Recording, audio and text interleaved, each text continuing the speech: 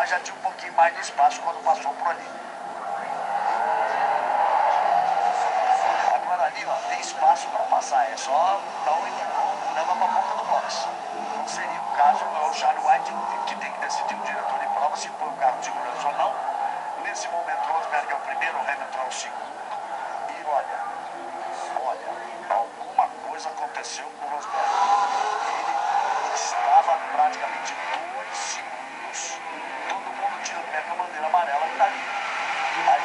E aí, com isso, a diferença cai. Vamos ver agora quando eles passaram essa volta. Ele chegou a estar 2,7 na frente.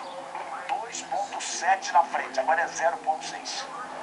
Ele estava 2,7 na frente, agora é 0,6. Esse carro, para eles colocarem essas rodinhas embaixo sem a grua, não é fácil.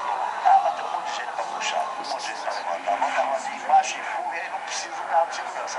Agora, Regina, pode ser agora aquilo que você estava esperando. Uma tentativa de ataque do Hamilton. A diferença caiu de 2,7 para 0,6, mas o Rosberg já responde na hora. Ó. Você vai ver no como a gente brinca com a nossa audiência, que é um minuto a minuto, ali é o segundo a segundo, décimo a décimo.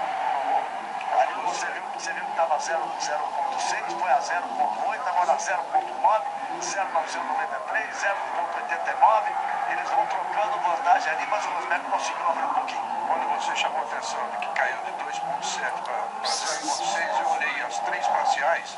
As 2 primeiras estavam muito parecidas entre os dois. E na última apenas eram 2 segundos de diferença.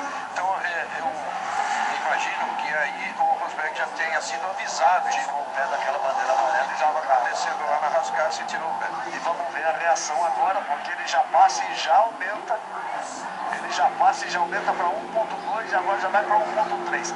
Tem mais carro, sim, o Rosberg nesse momento. He's doing very well. We are in the first difference. And Grosjean is behind with a good gap. You're doing very well. Concentrate on the driving. Esse inglês é muito engraçado.